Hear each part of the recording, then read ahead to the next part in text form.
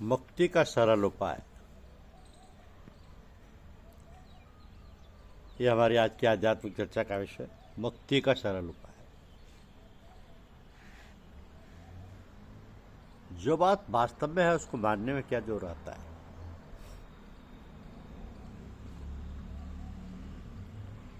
जैसे यह गीता है, इसको मानने में क्या परिश्रम पड़ता है। ये गंगा जी बह रही हैं, ऐसा मानने में कोई जोर आता है। सच्ची बात को ज्यों क्या त्यों मानने में क्या जोर आता है। भगवान कहते हैं ममे वांशो जीव लोके, ये जीव मेरा अंश है। और गोस्वामी जी महाराज लिखते हैं ईश्वर अंश जीव अविनाशी। आप अपने को ईश्वर का अंश बेटा बेटी मान लो तो क्या जोर आता है। शास्त्रों में अगर आदर है तो भगवान का है, और उससे भी ज़्यादा संत महात्माओं का है। भगवान और संत महात्मा दोनों ही कहते हैं कि जीव परमात्मा का अंश है। आप किसी भी कुल में जन्मे हो, किसी भी संप्रदाय में हो, आप में कैसी ही योग्यता हो, आप पढ़े लिखे हो या नहीं हो, परंतु अंश तो परमात्मा के ही हो। पूत तो पूत ही होता है, भले ही वह सपूत अथवा कपूत हो जाए। और पूत होने में फर्क क्या पड़ता है। कपूत क्या पूत नहीं होता। इसी तरह हम कैसे ही हैं पर भगवान के हैं। मैंने हृदय से मान लें कि मैं भगवान की प्यारी पुत्री हूँ, ऐसा मानने में क्या जोर आता है। मूल में ठेठ से सच्ची बात यह है, भगवान के अंश कह दो या बेटा बेटी कह दो, एक ही बात है।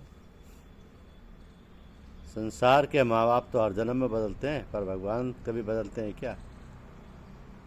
क्या उस भगवान के ही हम सब हैं। अच्छे हैं, बुरे हैं, भले हैं, मंदे हैं, पढ़े लिखे हैं, अपढ़ हैं, अनपढ़ हैं, पुण्यात्मा हैं, पापी हैं, कैसे ही हैं, पर हैं तो भगवान के ही। और इस बात को मानने में क्या बाधा लगती है, कौन सी फजीती होती है, क्या बेइज्जती होती है आपकी।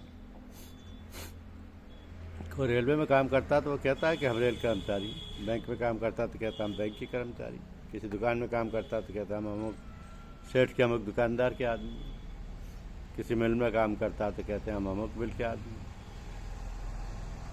तो क्या वह माँ बाप का ना होकर रेलवे का है, क्या माँ बाप का ना होकर बैंक का है। कोई कह सकता है कि मैं माँ बाप का नहीं हूँ पर रेलवे का हूँ, माँ बाप का नहीं हूँ बैंक का हूँ। माँ बाप का तो वो रहता ही है। ऐसे ही आप मनुष्य शरीर में आए हो तो भगवान के होकर के मनुष्य हो। कि श्रीमद् भगवत गीता कहती है कि मनुष्य जैसे पुराने कपड़ों को छोड़कर दूसरे नए कपड़े धारण कर लेता है, ऐसे ही जीवात्मा पुराने शरीरों को छोड़कर दूसरे नए शरीरों में चले जाता है। तो कपड़े बदलने से क्या मनुष्य दर्जी का हो जाता है। ऐसे ही आपने मनुष्य के, पशु के, वृक्ष के कई कपड़े पहन लिए, कई शरीर धारण कर लिया, पर रहे तो भगवान के ही। अच्छी बात है। सच्ची बात को भी नहीं मानोगे तो किसकी मानोगे। सच्ची बात कहने वालों में भी भगवान और उनके भक्त, इन दोनों की बहुत ज़रूरत है, बहुत इज्जत है। हेतु रहित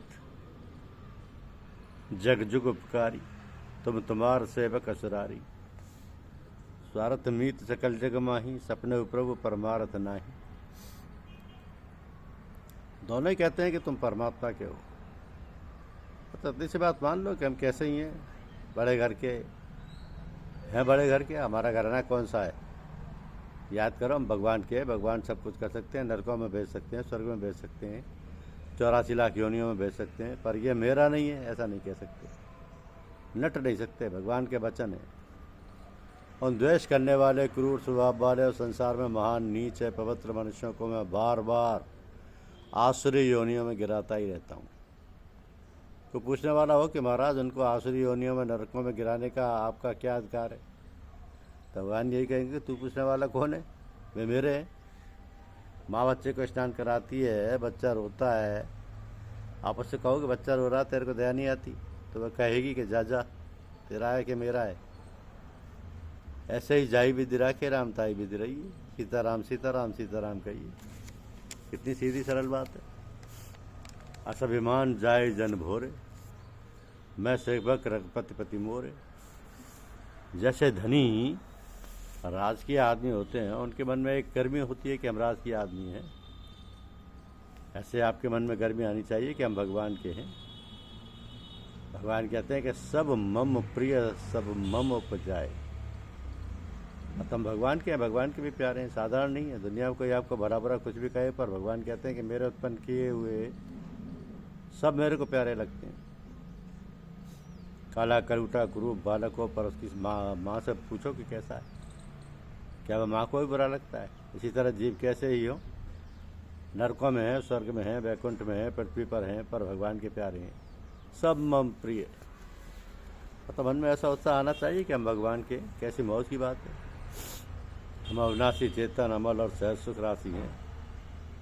ये बात समझ में आए या ना आए, पर इतना तो मान ही सकते हैं कि हम भगवान के। कितने आनंद की बात है।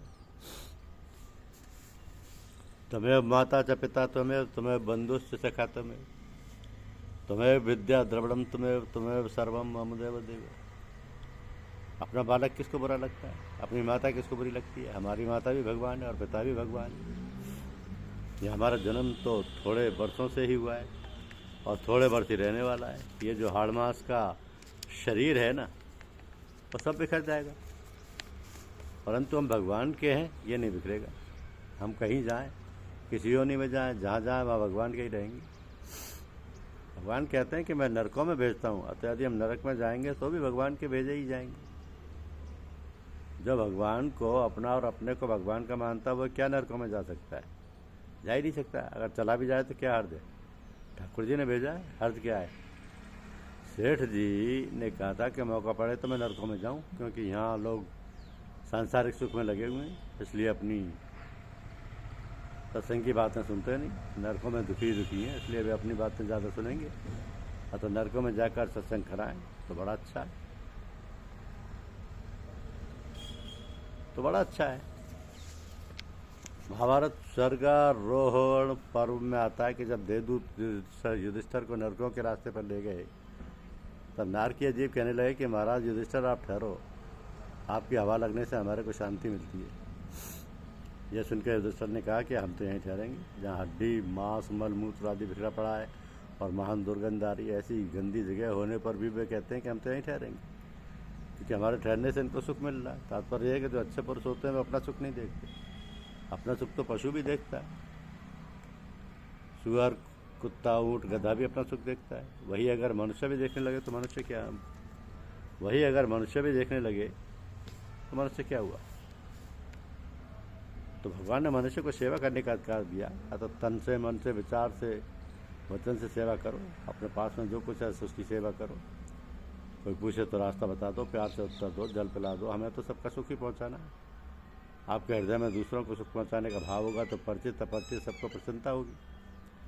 आपके दर्शन से दुनिया को शांति मिलेगी। कितनी उत्तम बात है। कुछ भी ना कर सको तो बैठे बैठे मन में विचार करो कि सब कैसे सुखी हो जाए, सब भगवान के भक्त कैसे हो जाएं। भगवान से कहो कि हे नाथ, सब आपके भक्त हो जाएं, सब आपके भजन में लग जाएं, सब सत्संग में जाएं, सब सत्शास्त्र में लग जाएं, सब शास्त्र में लग जाएं। तो उसी तरह दूसरों को शास्त्र में लगा देना, भजन में लगा देना, सत्संग में लगा देना बहुत ऊँची सेवा, मुफ्त में कल्याण होता है। धन्यवाद।